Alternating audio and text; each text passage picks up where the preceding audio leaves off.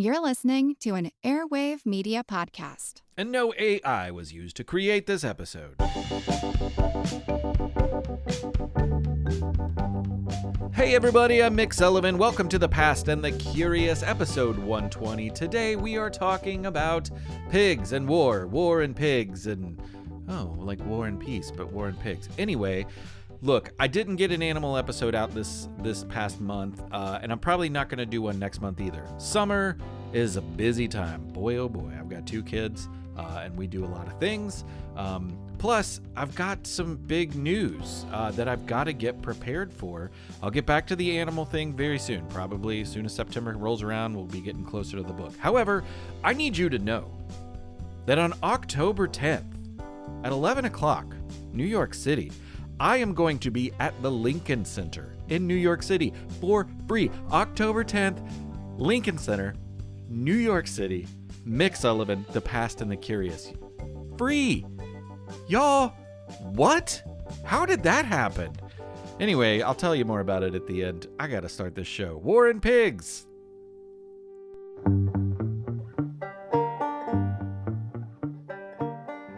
If you've ever found on a map that place where America and Canada both reach the Pacific Ocean in the west, you may have noticed the top left side of Washington State because it has a pretty peculiar shape. Go look at it on a map. It's the nature of the landscape. But up there in the northwesterniest tip of America, it looks a lot like the business end of an old school bottle opener. And maybe that's appropriate, because it was this exact area that nearly opened up a whole new round of hostilities and fighting between America and Great Britain.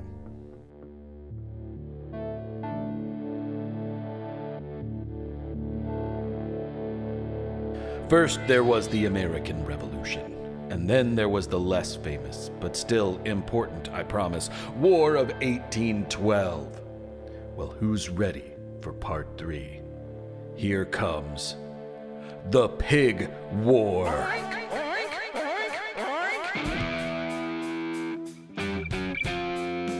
Yeah, you heard that right. 1, 2, 3, 4. I declare a pig war.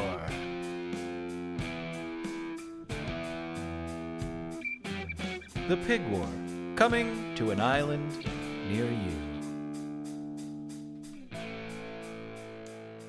People have fought about all sorts of things, as you well know, if you've listened to this podcast before, or if you've simply read a book or paid attention for even just a fraction of time in school. Unfortunately, conflicts are kinda all over the place. People just have a nasty habit of feuding and fighting and declaring war. Sometimes you could argue that the fighting is for just reasons, but other times the reasons seem, well, less just. And sometimes there are fights and feuds simply because people are unwilling to admit they're wrong or unable to say they're sorry. Don't be like them. Saying sorry is actually a big sign of strength. Anyway, of all the things people have fought over, some of the most common and largest reasons are borders. Yep, that's right. Those imaginary lines, boundaries created by people to say, this is my land and that is your land. And sometimes borders make sense. Rivers, for example, make good borders. Though they're never even close to being perfectly straight, they do create a pretty clear geographic boundary. If you gotta cross that kind of border, well, you're gonna get wet. Unless you can find a boat or a bridge. Other borders are invisible because they are only on a map. If you are hiking around the northern part of Montana, well, first, I hope you brought some bug spray and maybe some bear repellent. But also a map and a compass, because without knowing it, your hike, or the bear who is chasing you, could lead you across the riverless border between America and Canada. It all kind of looks the same when you're on foot and surrounded by land, so I guess in addition to bug spray and bear repellent, go ahead and bring your passport, just to be safe. And this same border brings us to an international conflict set off by that pig that I promised you. Most of the border between Canada and America follows the 49th parallel, a measurement 49 degrees above the equator.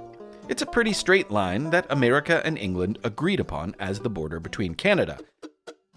You see, in 1859, when the pig problem first reared its snout, Canada was not an independent country. It was part of the British Empire, and England was always interested in growing their lands. Of course, so was their rival, the newly independent but eager to expand United States of America. That line on the 49th parallel is pretty easy to plot on a map until you hit the Pacific Ocean. And that's where you'll find part of Washington state that looks like the mouth of a bottle opener.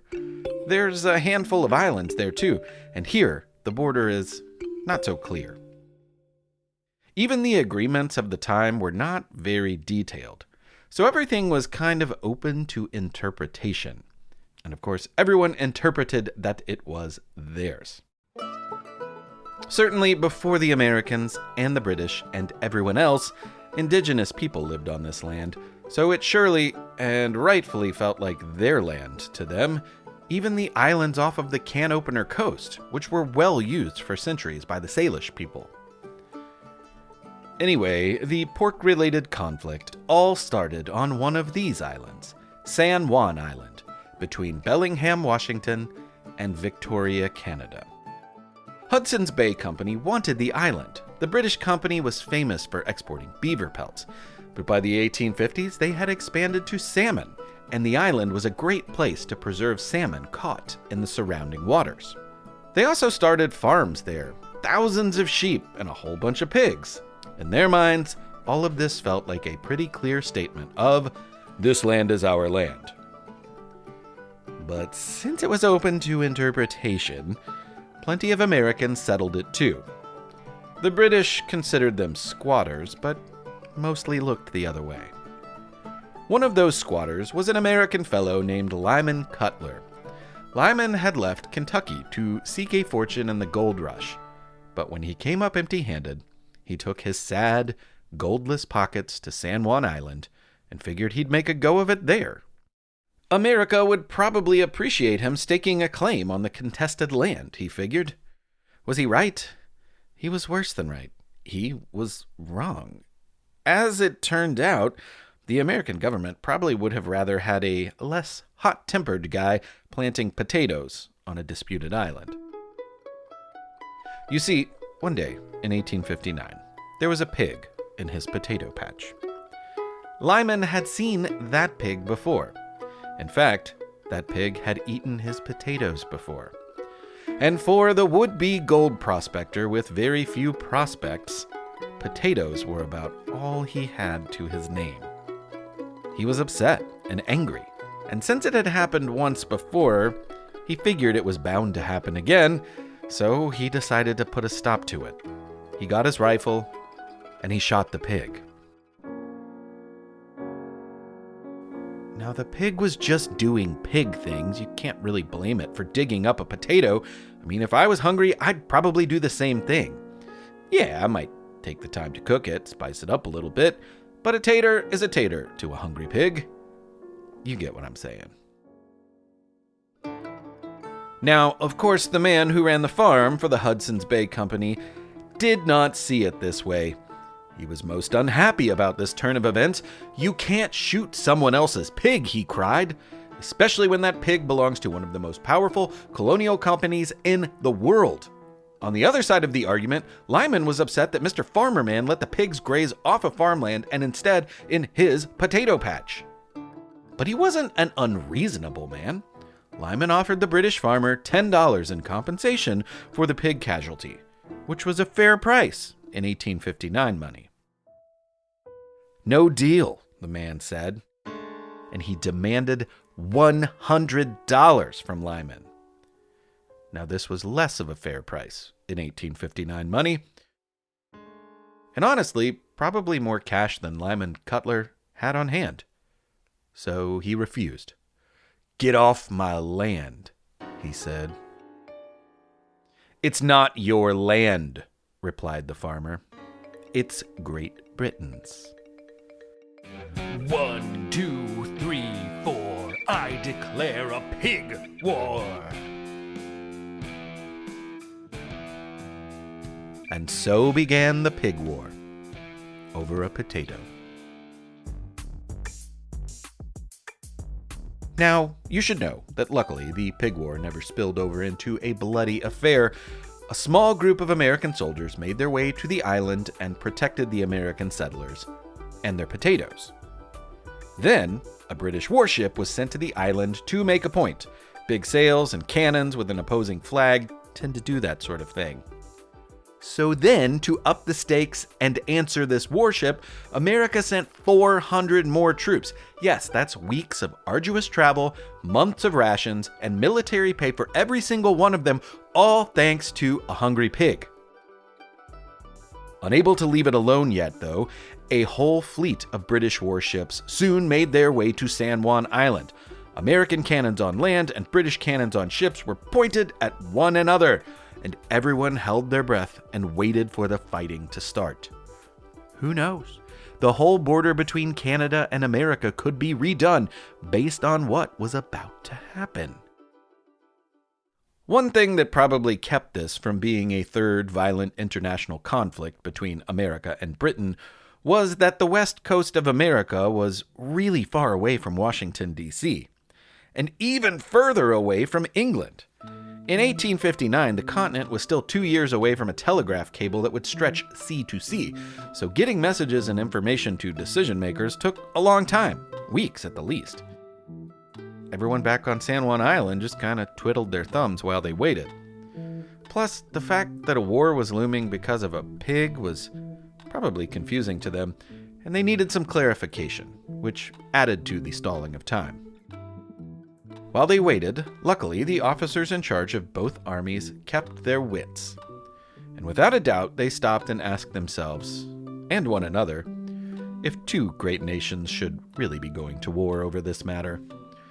It's a pig and a potato on an island that's not that big. Sure, it is about the island and not about the pig, but is it really worth it? The whole thing was serious enough that American President James Buchanan sent General Winfield Scott, the commander-in-chief of the entire American army, to travel to the Pacific coast and deal with this whole pig kerfuffle. It seems like an overreaction, but after negotiating, both sides agreed to decrease the amount of troops and ships in the area. And after that, General Scott had to head back. There was a civil war brewing in America, and he was going to be needed elsewhere very soon. A hungry pig was small potatoes compared to what he'd be dealing with in just a few more months. So they put a pin in it. A few years later, after the American Civil War concluded, they could finally return to the border dispute. Both countries decided to do a very mature thing. They got a mediator. Sometimes, in disagreements, it's a good idea to find a third person with a neutral perspective to help come to a solution that everyone can agree to. Germany's Kaiser Wilhelm I was apparently the guy for the job. After some talks, deliberation, map discussions, and probably at least one pig-related story, the German Emperor and King of Prussia decided that the island belonged to America. Hopefully, Lyman Cutler had a baked potato for dinner that night.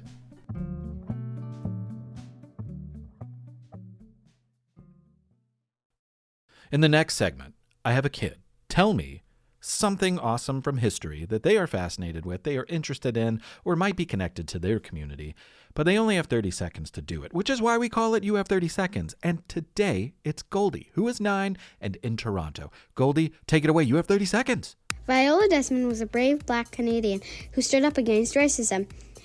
In 1946, in Nova Scotia, she went to see a movie and sat on the main floor of the theater. Staff told her she had to move to the balcony because of the color of her skin, but she refused. She was arrested for it. Her courage helped challenge unfair laws in Canada.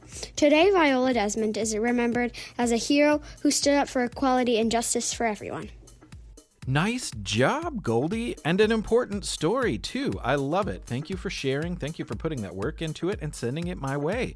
I appreciate you. I appreciate everyone who sends in You Have 30 Seconds. And if anyone out there has a story that they want to tell, you have 30 seconds to do it. You just record it with a phone or a tablet, whatever works, and you can email it to me.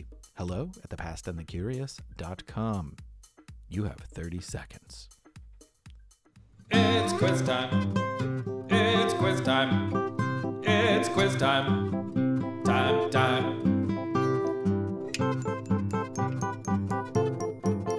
It's quiz time. That's right. It's a pig quiz. What else can I say? In 1935, a character debuted in a cartoon called I Haven't Got a Hat.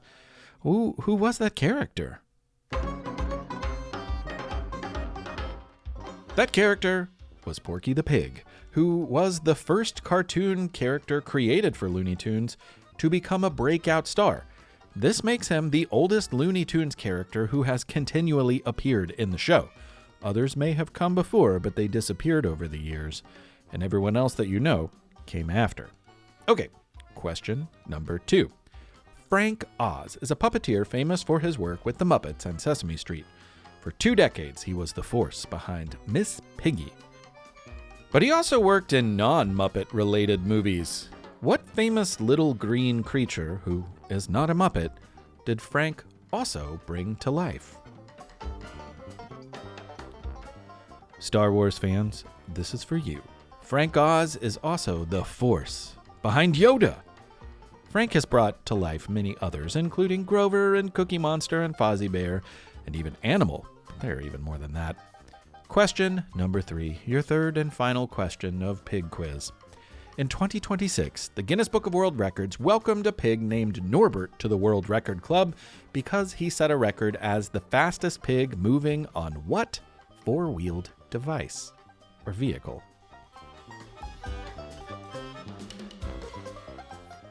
Norbert the Pig of Illinois is now the world record fastest skateboarding pig. Yeah, he pushed his skateboard 10 meters in just over 11 seconds, and he celebrated his world record victory with unsalted peanuts and string cheese. Yum. That's all, folks.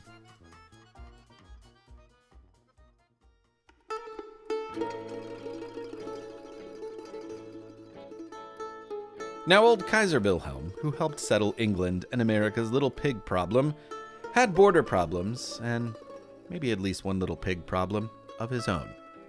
And in most cases, he, or at least his country, was the instigator of many of these problems. Beginning in 1859, he was German Emperor and King of Prussia, and the borders of his empire had always been in flux. Over the centuries, the empire changed so frequently that if you watch a time-lapse video of maps of Europe's German lands, it looks not like a country, but rather something like a morphing, pulsing, expanding, and contracting amoeba under a microscope. With all of these border changes in so many directions, some people scattered around Europe probably had a hard time keeping track of who was in charge of where they lived. But one of the absolute most disputed lands over centuries of time was a pair of duchies called Schleswig and Holstein. Now, if you don't know, a duchy is a name for a territory, which is some land, that is ruled by a duke or a duchess. Usually, a duchy is also part of a larger kingdom, and that is true with Schleswig and Holstein. These duchies were nestled between Denmark and Germany, so naturally both sides wanted them. And historically, Schleswig was always a little more Danish, and Holstein was a little more German. But they were always very much together. They had been since the 1400s. Despite their differences, they just seemed to be a package deal. Now, I'm not going to try to explain 500 years of this to you. It's kind of messy, and I don't completely understand it. The whole disagreement about the land was actually called the Schleswig and Holstein question, and it's so complicated that there is a Wikipedia page on this specific topic that is longer than the script for this entire episode. So have fun with that if you want, but be warned. Lord Palmerston, who was Prime Minister of England in the 1800s, once said, The Schleswig-Holstein question is so complicated only 3 men in Europe have ever understood it. One was Prince Albert, who is dead. The second was a German professor who became mad. I am the third, and I have forgotten all about it. I'm sure that's a bit of an exaggeration, and I'm also quite sure there are plenty of women who have and do understand it. However, we're not here to talk about who does and who doesn't get it. We're here to talk about pigs, right? Which I promise to get to in just a moment. But first, I need you to know that in 1848, there was a war in Europe, and I know what you're thinking. When wasn't there a war in Europe back then, right? Totally, you're right. But 1848 was a big year for wars, and one in particular ended with Denmark in charge of Schleswig and Holstein. The people there who spoke Danish rejoiced. They farmed, they sang Danish songs in Danish halls, and they ate Danish foods, and they rebuilt one very special windmill that had been damaged in all of the fighting. But in 1864, Kaiser Wilhelm took it back with yep, you guessed it, another war. And now the German people there rejoiced and celebrated by doing very German things. And because of this, the Danish-speaking people had to stop doing Danish things. And it wasn't just suggested that they stop being so Danish, and they certainly didn't stop being so Danish on their own. Those people, now trapped within a German border, who felt that they were Danish, were forced to stop doing Danish things. The military made it clear that Schleswig was now part of the German Empire and subject to the King of Prussia, Kaiser Wilhelm himself. And so now all the Danish traditions were no longer allowed, and they had to bow down to Prussian authorities when they saw them too. Literally. Danish speakers were not happy about that. But they even outlawed flying the Danish flag. Now, in a situation like this, naturally, people are going to protest. But they had to do it on the sly. They had to do it in subtle ways. They had to be cool. Otherwise, they'd get in trouble. But at times like these, it's important to keep traditions alive, even if they are hidden. Traditions are what help people feel connected to their heritage, and part of their heritage was farming. Schleswig had some good farmers. Farmers who knew how to breed animals in very particular ways. So they looked up at the flagpoles where their flag had once waved in the wind, and they probably grimaced in anger at the flag flying in its place. No bother, they probably thought. We'll just fill the entire place with Danish flags. They'll be everywhere. On the ground. Because they were going to put the Danish flag on pigs. Kaiser Wilhelm was probably thinking, what is it with pigs? Or rather, Was ist mit der Schwein? The Danish flag is very simple. The main part of the flag, which is technically called the field, is red. Some pigs are red. And then there is a thick white cross on the flag from top to bottom on the left side. Some pigs have white marks on them. So what else does the flag have? Oh, no, that's it. That's all there is to it.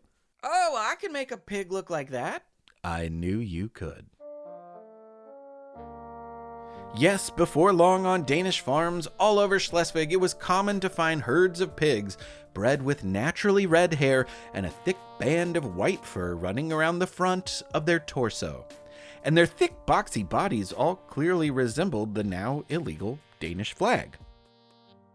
Bred in an act of defiance against the powers that tried to control the Danish, these pigs were a subtle but clear form of protest, which is why they were called Protest swine, or Danish Protest Pigs.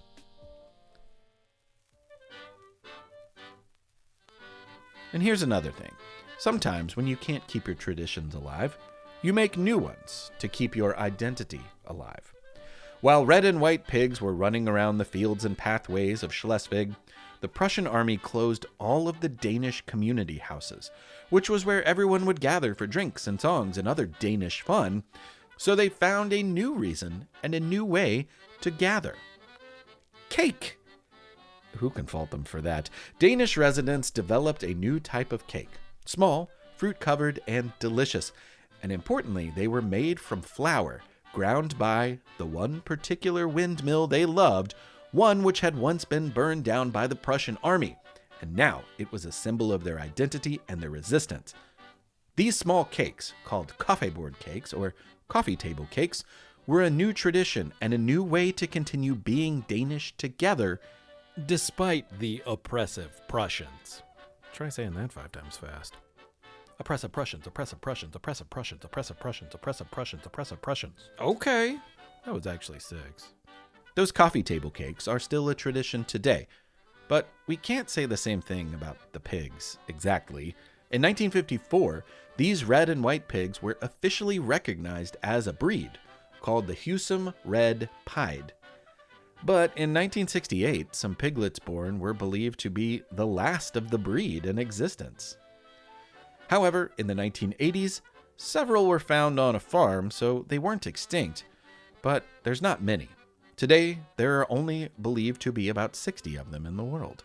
They don't have much to protest anymore. The Danish part of Schleswig is now officially part of Denmark. The people there can fly the flag however they see fit, in the sky or in the sty. And if they want to pig out on coffee table cakes, they can do that too. So here's a reminder to keep your traditions alive, my friends. Thank you for listening to this episode of The Past and the Curious. My name is Mick Sullivan. It always has been, and it always will be.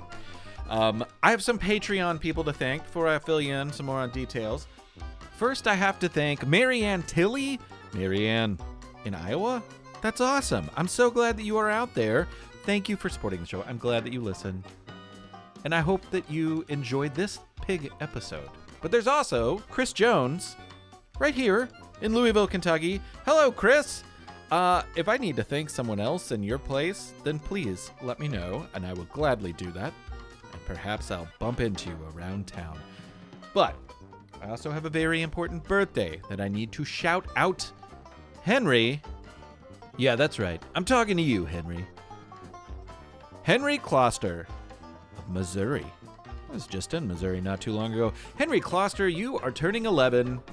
That may be tomorrow when you listen to this episode. That may be today. That may be yesterday. That may be 2 days ago. But it's going to be sometime around now. And I hope you had or have a happy birthday, Henry. I'm so glad that you listened to the show. Happy birthday to you, my 11-year-old friend. And I think that's everybody for Patreon. Now, I just want to fill you in on a couple things. Working hard on the book. That's kind of what's set me back.